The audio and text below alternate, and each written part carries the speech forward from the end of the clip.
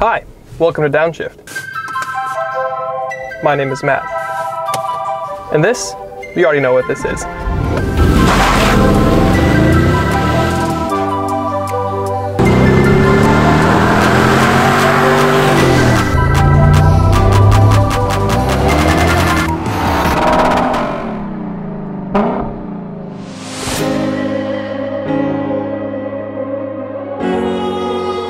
The Mercedes-Benz G class, what is now considered the crown jewel and the most ubiquitous symbol of status and success, was once nothing more than a military vehicle. Originally developed for war, it brought uncompromising rugged dependability and off-road capability. But now in 2023, it's seen in a very different way. So what is it really? Special! That's what it is. There's no way one of these drives past you on the street and you don't stop and point it out. There are essentially two flavors you can get your G Wagon. The first might even be the more common one, the full-potency G63 AMG with all the sporting kit you could possibly think of putting on a box-shaped 4x4.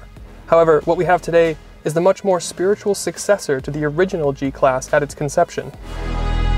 This is the G550, which means it doesn't get the tarted up AMG treatment, and that technically makes it the base option. However, it's really hard to call something with a healthy six-figure price tag, a 4-liter twin turbocharged V8 and over 400 horsepower, it's hard to call that base. Maybe another way to describe it would be off-road spec rather than the AMG sport spec. In fact, in this G550 form, this G Wagon will genuinely and sincerely go toe-to-toe with things like Broncos and Wranglers. Let's not forget this was a military vehicle at birth, and it's kept a lot of that DNA. Which means it gets things like 9.5 inches of ground clearance, you get 7,000 pounds of towing capacity, you get not one, not two, but 3 locking differentials. I mean, you're not gonna find that in your Bronco, not even in the Raptor. Now, if it were me, I wouldn't be lining up right away to take my $140,000 luxury Square on too many trails. However, in 2019, when this thing got its new generation, I had the fortune of going to the Mercedes plant in Alabama, and I got a chance to off-road this G550, and it was astonishingly capable.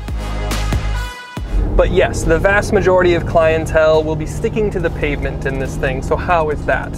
Well, I'll say this, it's a lot better than it was before 2019. 2019 was the new generation debut, and now we have things like adaptive suspension, additional sound deadening, a bigger and more spacious cabin, and a nicer interior. Overall, it's a much nicer place to spend time. The ride is actually pretty good and a lot better than you get in the big-wheeled AMG version and its shouty exhaust. The only demerit that I can hold against this G class is that it can't beat physics, and at the end of the day, this is the shape of a box, and when you drive a box down the highway going between 70 and 80 miles an hour, there's gonna be wind noise. Although, that said, this is definitely a box I'd be happy to drive down the highway in any day of the week. So with that, let's step outside and talk some finer details.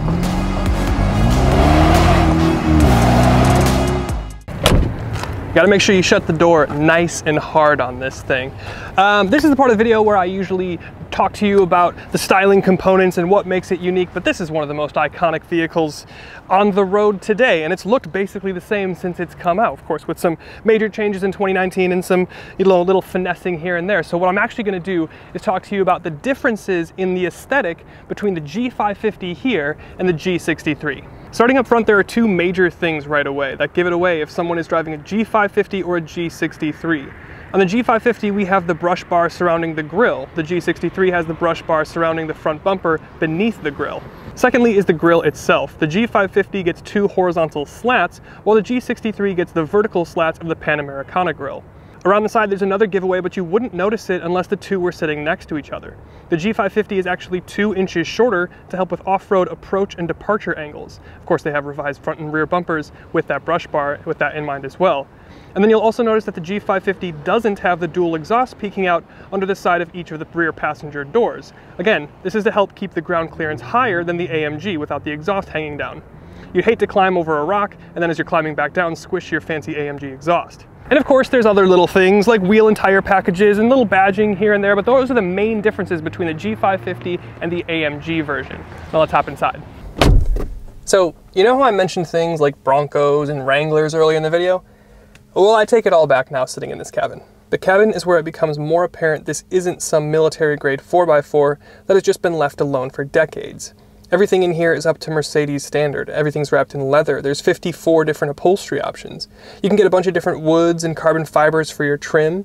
You have a huge 12-inch gauge cluster that's totally customizable, and that has a twin 12-inch screen for your infotainment system. But the highlights are things like Apple CarPlay, Android Auto, 64-color ambient light with animations and splits, and you can control all these things 3 different ways. You've got an excellent Thermistor sound system that not only sounds good, but looks fantastic.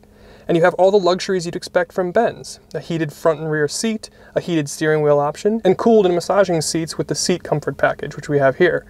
But the biggest thing they fixed in 2019 was the cabin space itself. The old G was cramped and skinny.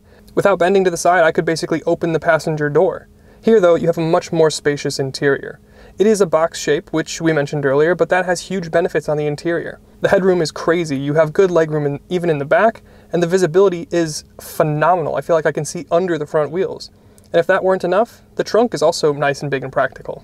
So with this interior in mind, this is far and away the nicest off-roader I've ever been in. But with that, let's get into the final thoughts.